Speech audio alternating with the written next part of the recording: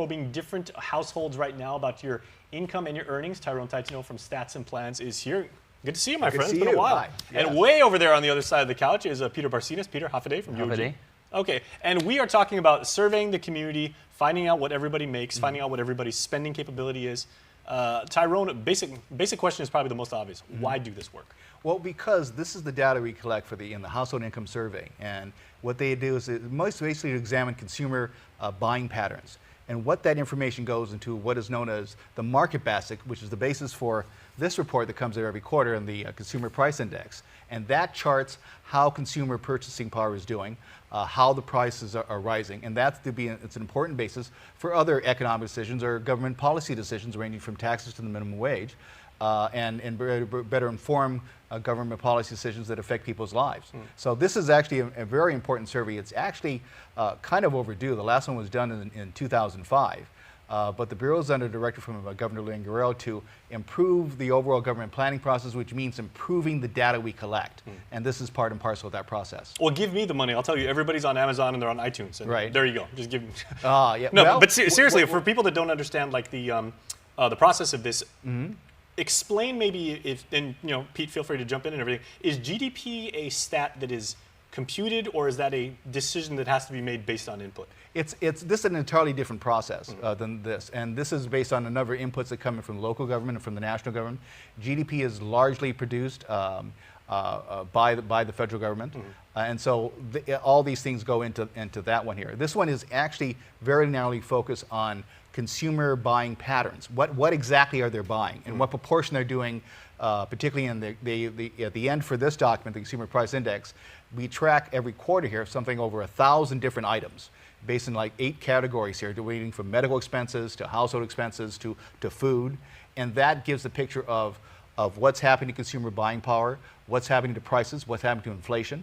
And given that information, you can use that as to better inform decisions on things that affect the economy, in fact, people's purchasing power, and basically allows to planning for a better, a more improved, more prosperous community. Very well. Okay, so for Peter, for those of us on the side, those of us who will be the respondents for the survey and everything, like what's the format, what's the method, and what time of day can we expect to be Part contacted?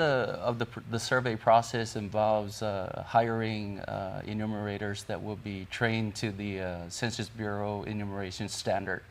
When the enumerator goes out into the community, he comes with this portfolio of, the credential of being an official enumerator, safety vest, an ID badge, letter of, endorsement from the mayor's council, the university project team, explaining everything about what to do and how to respond to the actual survey. So our role at the university is in partnership with Bureau of Stats and Plans and the Department of Labor for their work in doing these kinds of economic surveys. So the university is overseeing the survey enumeration part.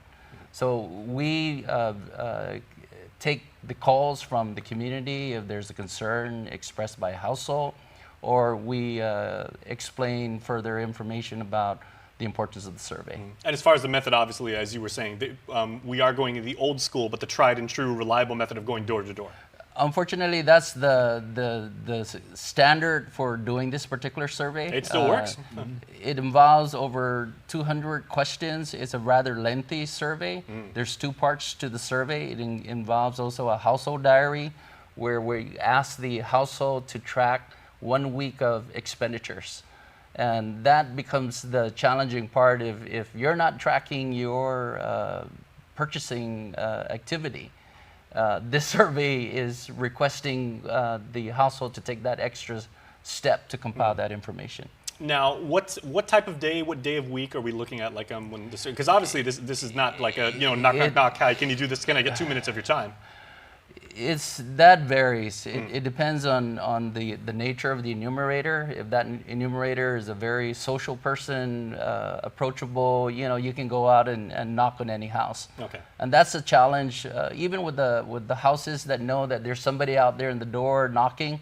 Their receptivity is based on their knowledge about why is this survey important or why is it good for Guam. And that's, we get those that complete the survey, participate, and those that just refuse to engage in this survey effort. Okay, so Tyrone will give you the final word, but this is good for Guam. This is good It's for good the for economy, Guam. and it is essentially your civic duty to respond, right? Pretty much so. I should point out the difference between this and the census that will happen next year is this one gets a statistical sampling. So in other words, not everyone will be contacted. In the census, everyone will be contacted, every household. Small sample population for this one. Well, most surveys are, you do get only statistical sampling for reason of practicality here, and they're still valuable based on statistical projections here. But it's not to say that not everyone will be expected to knock on their door this year. They will get a knock on their door next year from the census. But if you're going to have really do and make real progress and real change to improve your community, key to that is making better informed decisions. So the better we are at collecting the data on what's happening in our community, the better we armed are to make better decisions for the future of Guam. That's why this is important. Okay, and hopefully people are going to be able to give up enough information about themselves and their spending patterns. And you know what, folks? You can learn a lot about what you do, learn a lot about yourself. So when you see those enumerators, invite them in, maybe give them a cup of coffee and everything like that, and participate. It's going to be good for the island. Okay, and we are back after this.